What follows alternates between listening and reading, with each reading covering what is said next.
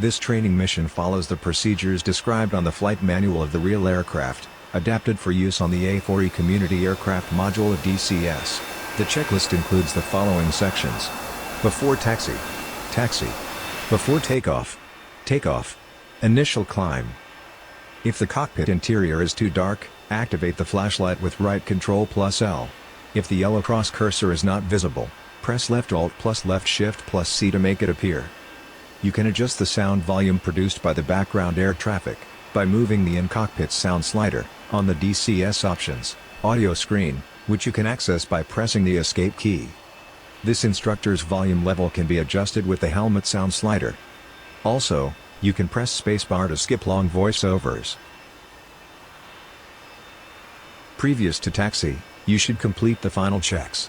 On the lower right side of the cockpit there is a concise checklist to remind you of the steps. 1. Check trim. A. Aileron trim. Confirm stick is centered.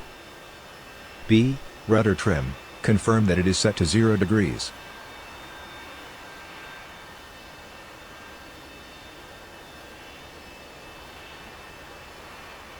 C. Elevator trim. Check that it is set to 6 degrees nose up.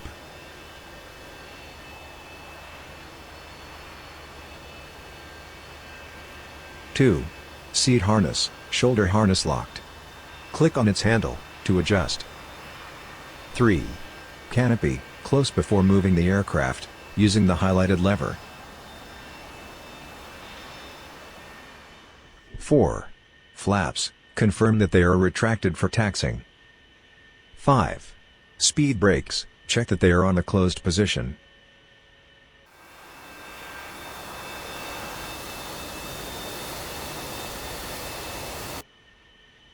6. Armament. Confirm all switches off, emergency selector switch at appropriate setting. 6.1. Check that all weapon station selector switches are off. 6.2. Confirm that the gun switch is on its safe position. 6.3.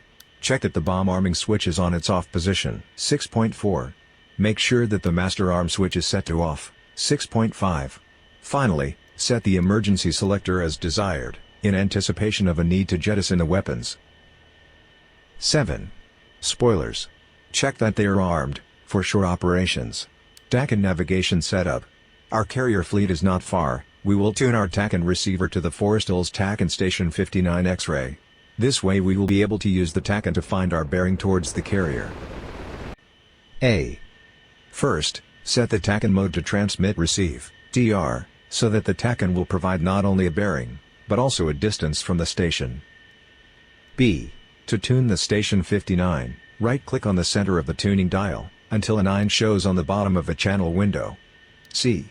Now, right-click on the outer part of the tuning dial, until a 5 shows on the middle of the channel window. D. Finally, adjust the volume knob until you can just hear the TAC and station's Morse code. As we are currently at ground level, there is a chance that the surrounding hills may prevent us from receiving the TAC and signal. Don't worry, we will have reception once we are airborne.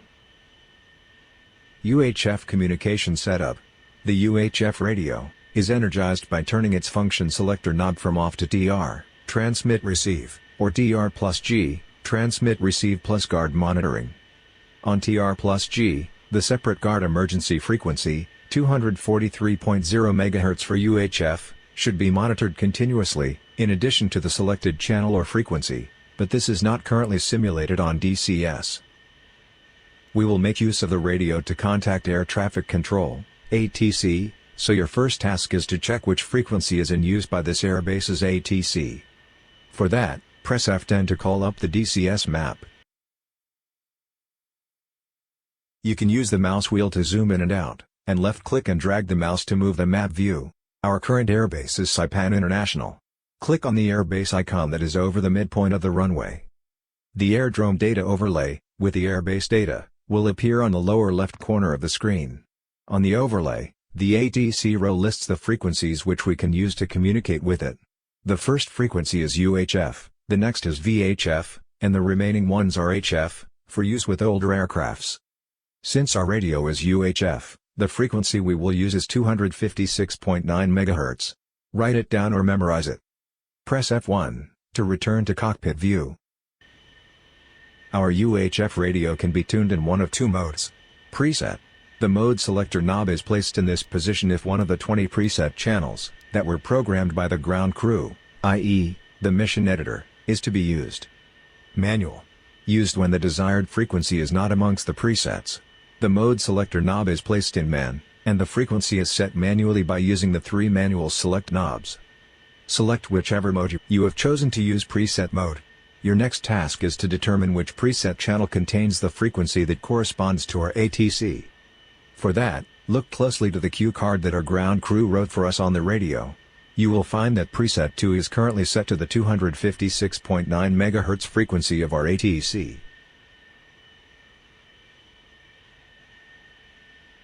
Use the highlighted knob to select preset channel 2, with right or left mouse clicks. Good, the radio is now tuned to the channel 2, which correspond to the 256.9 MHz frequency of the ATC. Contact Air Traffic Control. Now that we have the radio properly tuned, contact Saipan ATC by pressing the HOTAS PTT button or the right Alt plus / key. On the DCS Communications menu, select F5, ATC, F1, Saipan International. Unfortunately, DCS requires us to follow a certain order with our ATC requests. First we should request start clearance, even if our aircraft has already started. So, select F3, request startup. Press spacebar once ATC gives clearance to start. Springfield 1-1, cleared for startup, wind 257 at 5 meters per second. Now, request the taxi permission. F1. Request taxi to runway. Springfield 1-1, request taxi to runway. If ATC does not answer, it is probably because there is other traffic on the taxiways. Check if this is the case by pressing F10 to view the DCS map. Other traffic will be shown in blue. The ATC is aware of your request. Wait until the taxiway is cleared and then ATC will certainly give you clearance. Just have to be patient. Once ATC gives you clearance to taxi towards the runway, take note of the runway that has been assigned. On this mission, ATC should assign runway 25.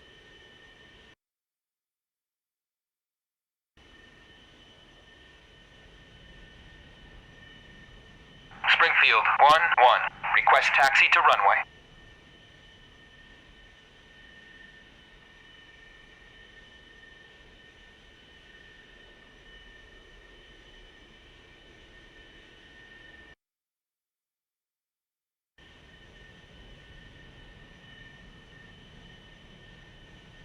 Springfield 1-1, request taxi to runway.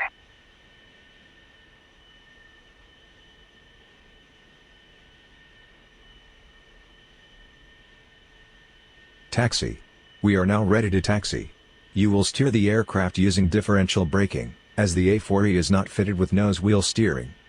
If your PC doesn't have rudder pedals fitted with toe brakes, then enable the option shown on the picture at the left. Use rudder for differential braking, as it allows you to hold the brake key, W, while using the rudder to steer. Don't enable it if you do have toe brakes. To help you visualize the nose wheel angle, activate the DCS controls overlay, with right control plus enter. Good, the small yellow circle represents the current turn angle of the nose wheel. If you have toe brakes, press them alternately to check how they show up on the overlay. If you don't, then move the rudder left or right while you press the wheel brakes with the W key. Before moving the aircraft, confirm that you have the master light switch enabled, and turn on the taxi lights.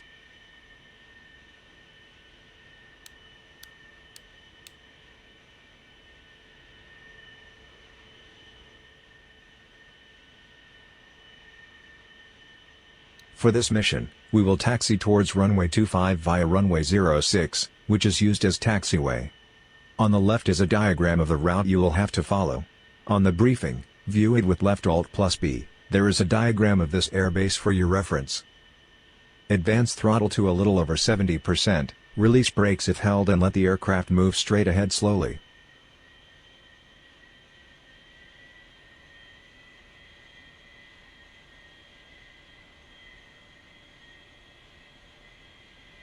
Steering with differential braking is more effective at low speeds, so don't exceed 20 knots while taxiing.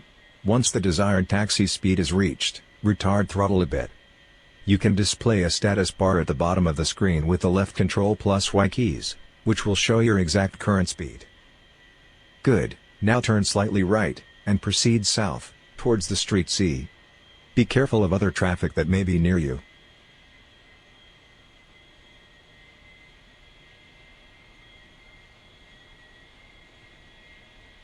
Street C is just ahead, you should be able to read the sign. Proceed and turn left once you reach the runway 06.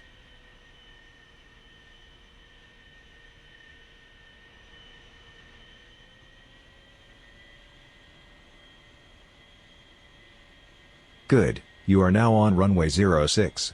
Proceed on a heading of 67 degrees, along its center line.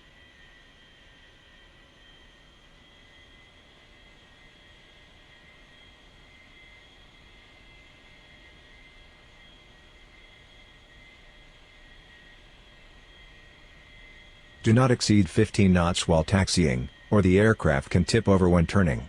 Also, steering with the wheel brakes is harder at higher speeds.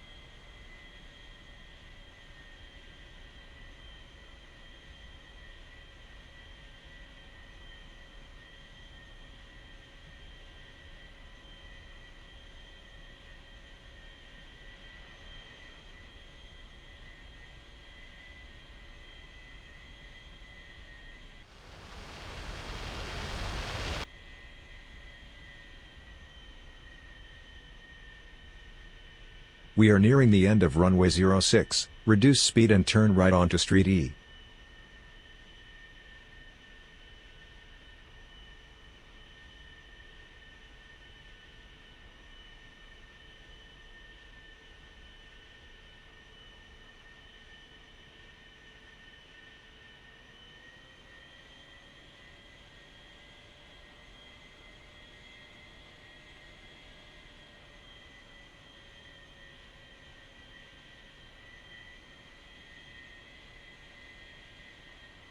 You are now almost at the runway 25, stop just short of entering it and call ATC for clearance.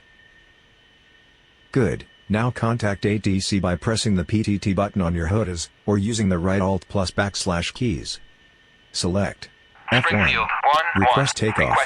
Once ATC has given clearance, increase throttle, turn right to enter the runway, align with its center line, and stop the aircraft for a final check.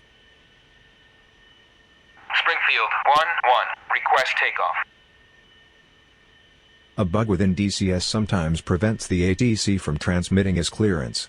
So, if the ATC does not answer, increase throttle, and turn right to enter the runway anyway.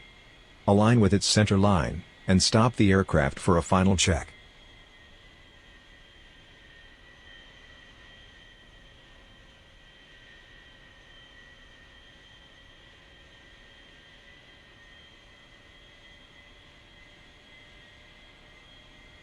Once you are aligned with the runway center line, bring the aircraft to a halt.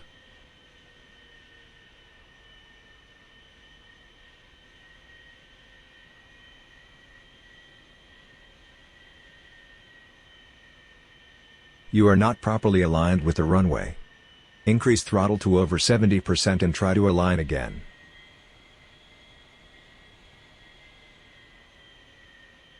Good. Now that you are still and properly aligned on the runway, you should do a manual fuel control check. However, On the A4E this is not yet properly simulated, as the engine RPM runs away when the fuel control switch is placed at manual. Press spacebar to skip it. Skipping manual fuel control check. 2. Check for takeoff flaps, they should be set to half flaps.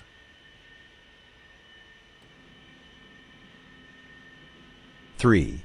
Recheck the attitude gyro, RMI, engine instruments, trim indicators, and flap setting. 4. Ensure drop tank switch in pressure position if external fuel carried and ensure emergency wing transfer switch off. We are now ready to take off. Press wheel brakes. Increase throttle to military power. As the engine accelerates through 90%, release brakes to prevent skidding the tires. Use differential wheel brakes to maintain directional control, until the rudder becomes effective at about 70 knots. Springfield 1-1. You are cleared for takeoff when ready.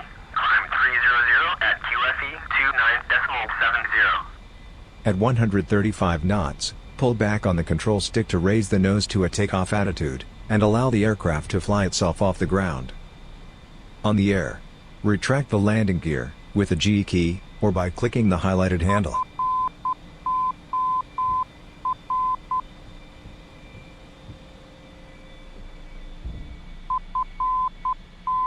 Retract the flaps by clicking on the highlighted handle, or using your HOTAS or the F key. Don't exceed 170 knots with the flaps extended. Good. Now deactivate the spoilers, by clicking on the highlighted switch, or the S key. You may now climb along your planned route and accelerate to cruise speed. Your heading should be 250 degrees, climb speed 300 knots, adjust pitch trim to attain a 10 degree, adjust the throttle to maintain a 300, maintain a pitch angle of 10 degrees, strive to maintain a 250 degree heading during the climb.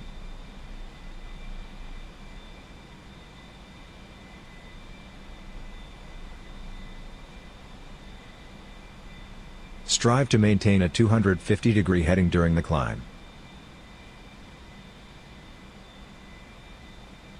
Maintain a pitch angle of 10 degrees nose up. Adjust using the pitch trim buttons on the flight stick.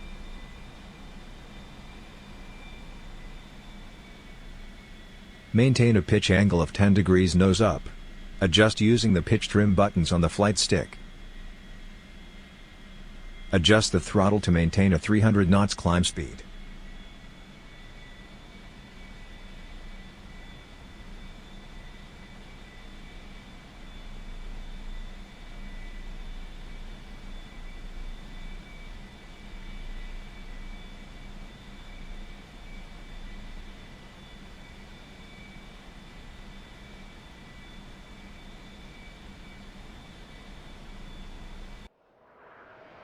Strive to maintain a 250 maintain a pitch angle of 10 degrees nose up. Adjust using the pitch trim buttons on the flight stick.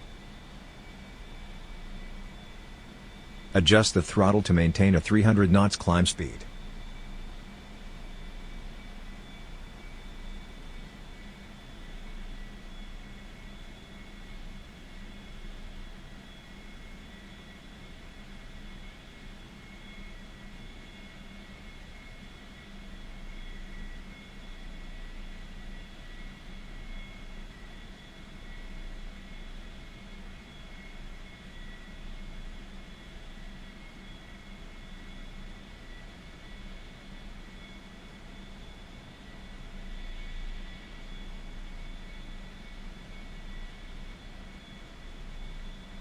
Congratulations, you have managed to taxi, take off, and perform climb to reach an altitude of 5,000 feet. You have successfully finished this training mission. On the next mission we will learn the VFR short landing. Press spacebar to end this mission.